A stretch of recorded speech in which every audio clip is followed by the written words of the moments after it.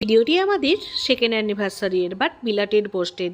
সকাল থেকে উঠে ফ্রেশ হয়ে রেডি হয়ে দিনটি শুরু করেছিলাম হাজব্যান্ডকে প্রণাম করে, বাট এত ব্যস্ততার মাঝে আর ক্লিপ নেওয়া হয়ে ওঠেনি। জানতাম হাজব্যান্ডও দিনটির কথা ভুলে যায়নি, তাই ওয়েট করছিলাম কি আনে দেখার জন্য। দেখলাম প্রত্যেকটা ডেকোরেশনের খুব সুন্দর সুন্দর জিনিসও নিয়ে এসেছে। আর দেখো এই সুন্দর পিঙ্ক কালারের অ্যানিভার্সারি লেখাটাও এনেছে, বিকজ আমার পিঙ্ক কালার খুব ফেভারিট।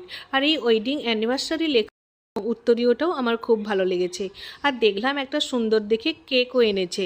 আমার সত্যি কথা বলতে কেক খুব ভালো লাগে, আর আমার মুখে হাসি দেখেও বুঝতে পেরে গেছো আমি কেকটা পেয়ে কতটা খুশি।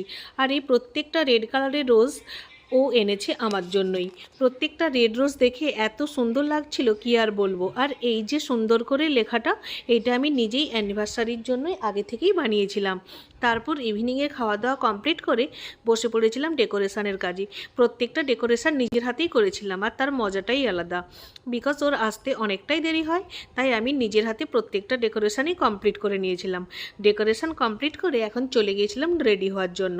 এই সুন্দর ড্রেসটি আজ আমি পরবো। এই ড্রেসটা তো নিয়েছিলাম দুর্গাপুজোর সময়, বাট পরা হয়ে ওঠেনি। এই ড্রেসটা পরে এখন রেডি হতে চলে যাচ্ছি। দাঁড়াও, তোমাদের সাথে শেয়ার করছি এই লুকটা কেমন লাগে, তোমরা অবশ্যই জানিও। এরপরে কি করেছিলাম আসছি নেক্সট ভিডিওতে। বাই।